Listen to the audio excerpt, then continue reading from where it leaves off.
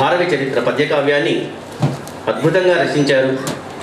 ఇక డాక్టర్ మాణిక్యరావు గారిని, మోత్కూరు మాణిక్యరావు గారిని మీ కరతాళ ధ్వనుల మధ్యన ఆవిష్కరిస్తుంది.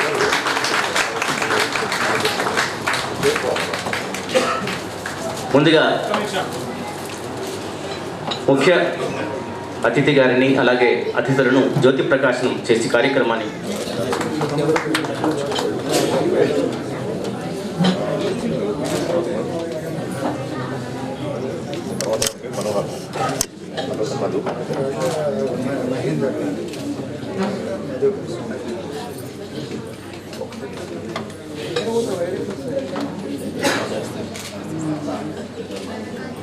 కొంచెం ముంగడిగా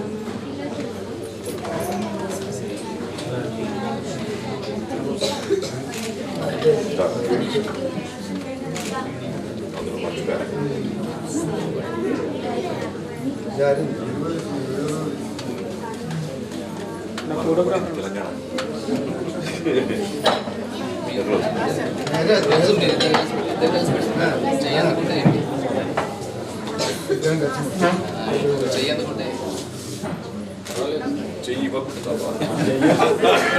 శ్రీమతి శారద, శ్రీమతి స్వప్న, శ్రీమతి గాయత్రి.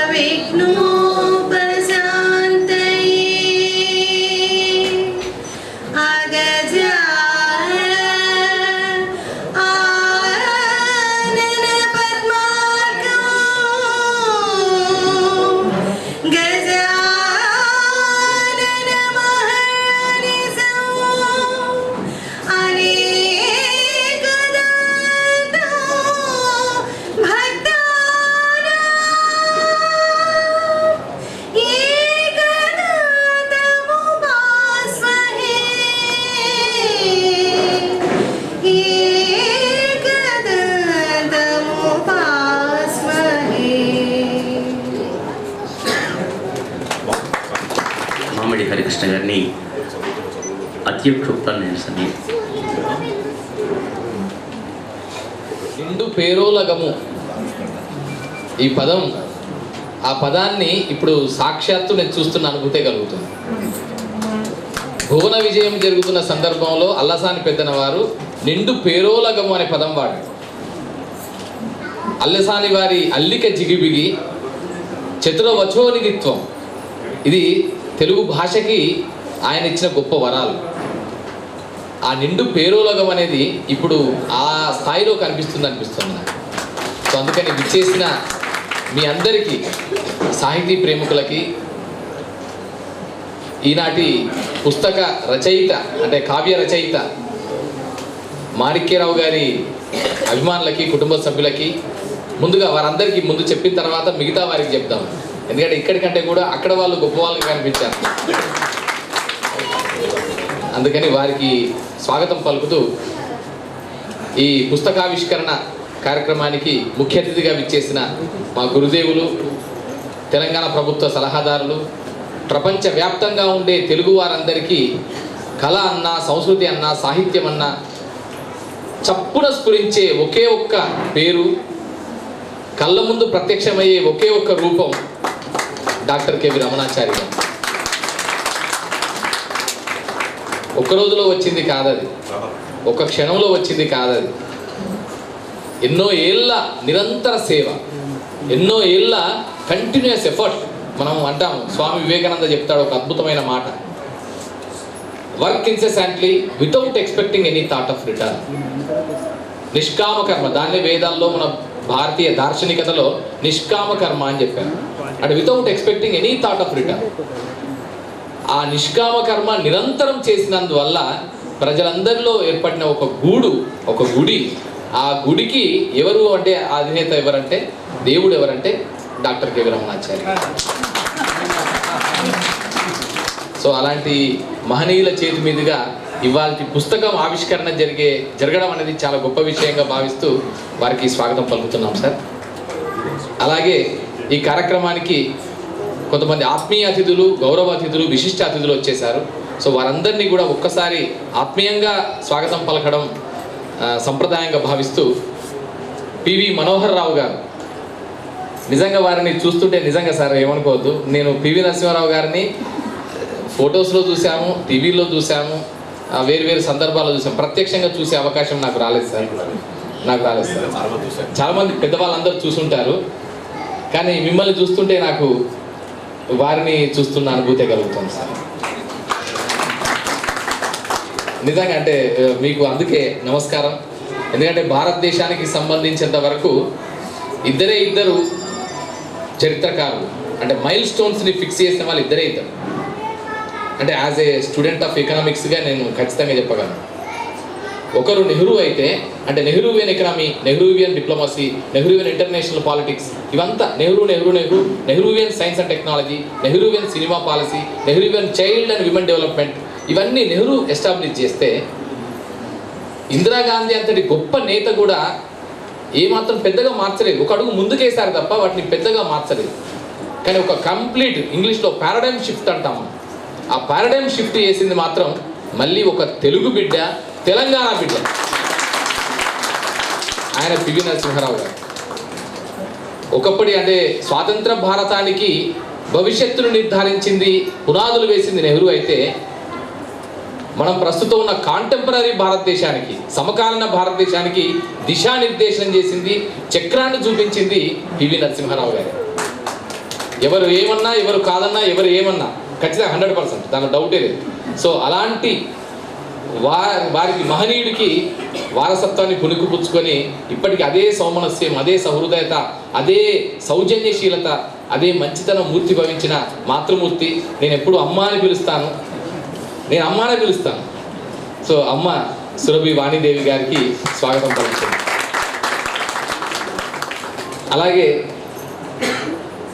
డాక్టర్ సంగనమట్ట నరసయ్య గారు, మనందరికీ తెలుసు, చరిత్ర పరిశోధనని ఒకవైపు, సంస్కృత పాండిత్యాన్ని మరోవైపు, తెలుగు భాష పద్య కవిత్వాన్ని, ఛందోబద్ధమైన విన్యాసాన్ని మరోవైపు, ఈ మూడు వైపుల ముప్పేటల అద్భుతమైన పాండితీ ప్రకర్షతో ముందుకెళ్తూ ఇప్పటి వారందరికీ కూడా గొప్ప ఆదర్శంగా ఉన్నాడు. అలాంటి సంగనమట్ట నరసయ్య గారు అంటే పరిశోధన ఎన్నెన్ని వెలికితీశారు.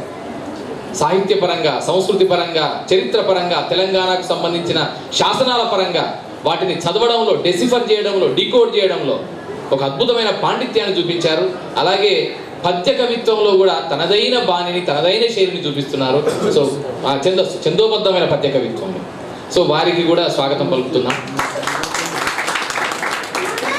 వీరందరి మధ్య ఒక యంగ్ టర్క్ ఎవరంటే ఎర్రోజు శ్రీనివాస్ గారు.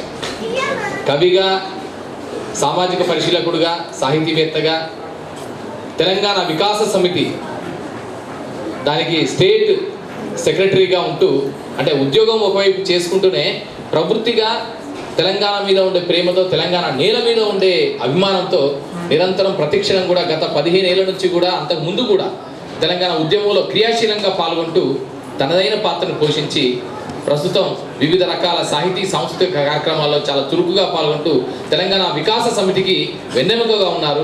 దేశపతి శ్రీనివాస్ గారు దాని అధ్యక్షుడైతే, ఆయనకి చేదోడు వాదోడుగా ఉంటున్నటువంటి ఎర్రోజు శ్రీనివాస్ గారు ఈరోజు ఈ కార్యక్రమానికి రావడం సంతోషకరంగా భావిస్తూ మీ అందరి కరతాళ మధ్య వారికి స్వాగతం. ఇక ఈనాటి కార్యక్రమానికి కృతికర్త భారవి. అసలు భారవే చాలా గొప్ప కవి. సంస్కృత భాషలో ఆయన రాసిన కిరాతార్జునీయం కానీ అవన్నీ కూడా చాలా అద్భుతమైన పాత్రను పోషించాయి.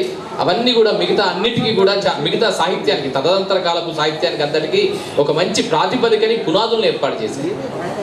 అలాంటి భారవినే ఈ భారవి ఎంతో మంది క్యారెక్టర్స్ని సృష్టిస్తే, ఎన్నో పాత్రలు సృష్టిస్తే, ఆఖరికి శివుణ్ణి సైతం కిరాతుడిగా చూపిస్తూ అర్జునుడికి కిరాతునికి మధ్య జరిగే సంవాదాన్ని, సంభాషణని, ఆ లీలా మానుషత్వాన్ని, ఆ లీలని, పర్టికులర్ లీలని అంత అద్భుతమైన కావ్య రూపంలో ఆయన రాస్తే అసలు భారవి ఎందుకు కథానాయకుడు కాకూడదు? నిజంగా చెప్పాలంటే షేక్స్పియర్ కూడా గొప్ప కథానాయకుడు అవుతాడు. షేక్స్పియర్ అండ్ లవ్ అనే ఒక ఇంగ్లీష్లో సినిమా తీశారు. షేక్స్పియర్ అంత గొప్ప నాటకాలు, అంత గొప్ప నవలలు, అంత గొప్ప కావ్యాలు, సానెట్లు, సెస్టేట్లు, ఆక్టేబుల్ ఇంగ్లీష్లో రాస్తే ఆయననే కథానాయకుడిగా పెట్టి సినిమాలు తీశారు, ఒక కథ రాశారు, నావెల్ రాశారు. సో ఇది కొత్త కోణం. అలాంటి కొత్త కోణాన్ని పద్య కవిత్వంలో తెలుగు వారికే సొంతమైన చందోబద్ధమైన పద్య కవిత్వంతో దాన్ని సొబగుగా చేసుకొని, దాన్ని ఆలంబనగా చేసుకొని ఇప్పుడు అద్భుతమైన కావ్యాన్ని రాశారు. భారవి జీవిత చరిత్రనే ఒక కావ్యంగా, ఆ కావ్యకర్త శ్రీ మోత్కూరి మాణిక్యరావు గారు. ఇంతకుముందే వివి రామారావు గారు వ్యాఖ్యాత చాలా అద్భుతంగా చెప్పారు. ప్రతి దానికి కూడా ఒక్కొక్క దాన్ని చాలా విడమర్చి పదోత్పత్తి శాస్త్రం ఎటిమాలజీలో చెప్పినట్టు చెప్పారు. ఎటిమాలజీలో ఏంటంటే మోతుకూరు అన్నదానికి మూలాలు ఎక్కడున్నాయి, మోదుగు ఊరు కాస్త ఆ కాలక్రమంలో వ్యవహారంలో మోతుకూరుగా మారి ఉండొచ్చు. ఆ మోదుగు పూలలోని అగ్నితనం తనలో ఉండి బహుశా ఈ భారవి మీద కవిత రాయడానికి ప్రోత్సహించి ఉండవచ్చు అనే భావనని వ్యక్తం చేశారు చాలా చక్కగా, కవితాత్మకంగా. అలాగే మణికొండ అనే పేరుని ఉదహరిస్తూ కూడా చాలా చక్కగా చెప్పారు. మడికొండ అయితే మడికి ముందు బహుశా అది మణి అయి ఉండొచ్చు. మణి కాస్త వ్యవహారికంలో మణి కాస్త మడిగా మారిపోయి ఉండొచ్చు. అది కొండ అంటే మళ్ళీ పూరి అంటే పర్వతం కనుక అలా అయి ఉండొచ్చు అనేది ఒకటి వ్యుత్పత్తి అర్థాన్ని చెబుతూ చాలా చక్కని వ్యాఖ్యానం చేశారు. సో రామారావు గారు వారికి, అలాగే కావుడి శ్రీనివాస్ గారు మన ముందున్నారు, వారి కుటుంబ సభ్యులు, మరి అలాగే మన మాణిక్యరావు గారి కుటుంబ సభ్యులకి, పత్రికా ప్రతినిధులకి, మీడియా అధినేతలకి, నాగేశ్వరరావు గారికి అందరికీ నమస్కారాలు తెలియజేసుకుంటూ, భారవి 5-6 శతాబ్దాలకు చెందిన గొప్ప కవి. కిరాతార్జునీయం దాన్ని చాలా సందర్భాలలో వేరు సందర్భాల్లో మనం గొప్పగా చెప్పుకున్న సందర్భాలు ఉన్నాయి. అది నిజంగా శివపురాణంలో ఉంది అని మనకు ఖచ్చితమైన ఆధారాలు దొరుకుతున్నప్పటికీ అది లెజెండరీగా అంటే పురాణాలలో లిఖిత పూర్వకంగా లేనప్పటికీ ప్రజల నాలుకల మధ్య ప్రజల గుండెల్లో నానుడిగా వ్యవహారంలో ఉందనే ఒక అంశం అయితే ఒకటి ఉంది. 2 రకాల వాదనలు ఉన్నప్పటికీ అలాంటి కథా వస్తువుని తీసుకొని, అంటే ఎందుకంటే మిగతా పురాణాలు కానీ, వేదాలు కానీ, శాస్త్రాలు కానీ, ఉపనిషత్తులు కానీ, మిగతా బ్రహ్మసూత్రాలు కానీ అన్నీ కూడా మేధావంతులు, ఉన్నత వర్గాలకు సంబంధించిన వాళ్ళు రాస్తున్న సందర్భంలో శివుడిని కిరాతుడిగా చూపించడం అనేది అదొక సామాజికంగా చెబితే అది ఖచ్చితంగా మిగతా వాళ్ళు ఎవరైతే నిమ్న స్థాయి వర్గాల ప్రజలు దేవుణ్ణి తమ ఓన్ చేసుకోవడం కోసం చేసిన ఒక ప్రయత్నంగా దీన్ని చెప్తున్న సందర్భం కూడా ఉంది.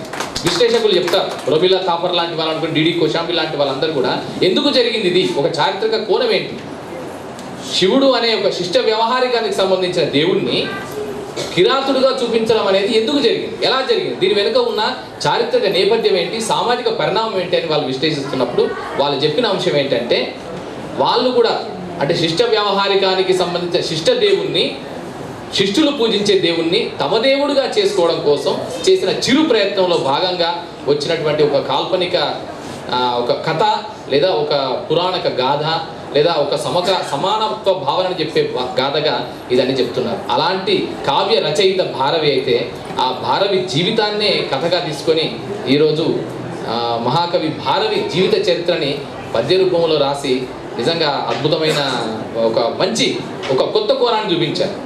అలాంటి మాణిక్యరావు గారి పుస్తకావిష్కరణ సభకి విచ్చేసిన మీ అందరికీ, అలాగే చిక్కా రామదాస్ గారు ఉన్నారు, మిగతా అందరికీ కూడా నమస్కారాలు, స్వాగతాలు తెలుపుతూ ఇప్పుడు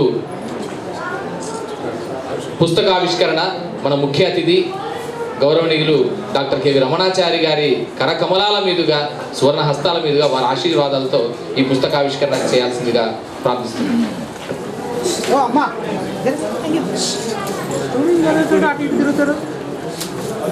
పుస్తకాన్ని మాన్యులు డాక్టర్ కెవి రమణాచార్య గారు వారు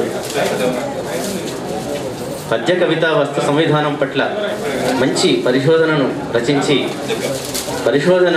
ఆ పద్యాన్ని సరస్వతీదేవికి నైవేద్యంగా అందించారు రమణాచార్య గారు. ఇప్పుడు